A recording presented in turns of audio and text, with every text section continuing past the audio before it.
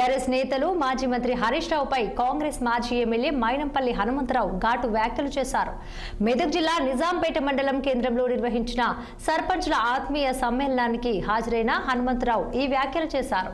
ఈ సందర్భంగా ఆయన మాట్లాడుతూ దశల వారీగా మెదక్ నియోజకవర్గాన్ని అభివృద్ధి చేస్తున్నామని, అవసరమైతే తానే బరిలోనికి దిగి హరీష్ రావును ఓడిస్తానని హెచ్చరించారు.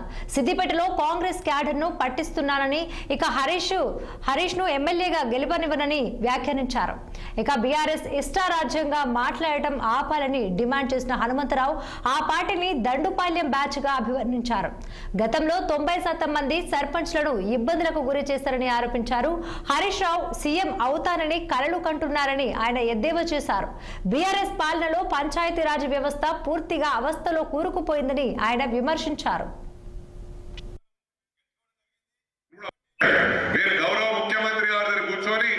ఒకటే చెప్తాను, మేము ఇక్కడైతే పార్టీ వీకుండేనో ఇలా కార్యకర్తలు ఎప్పటి నుంచో పనిచేసుకుంటూ ఇవాళ వాళ్ళు సాధించుకోగలిగినారు.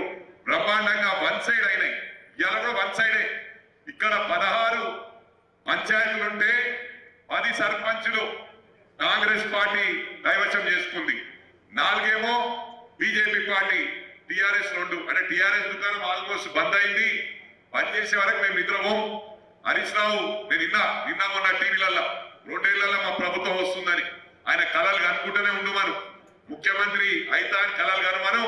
సమస్య లేదు. రేపు ఎమ్మెల్యే కూడా ఓడగొట్టకపోతే నా పేరు మైనంపల్లి హనుమంతరావు కాదు, సిద్దిపేటలో దుకాణం పని చెప్పిస్తా. ఎక్కువ మాట్లాడదలుచుకోలేదు, ఎందుకంటే ఇది మండల మీటింగ్.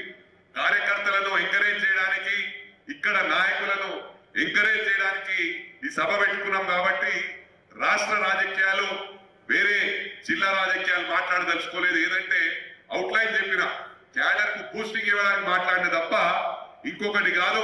మీరు ఇవన్నీ కూడా ఎంపీటీసీ, జెడ్పీ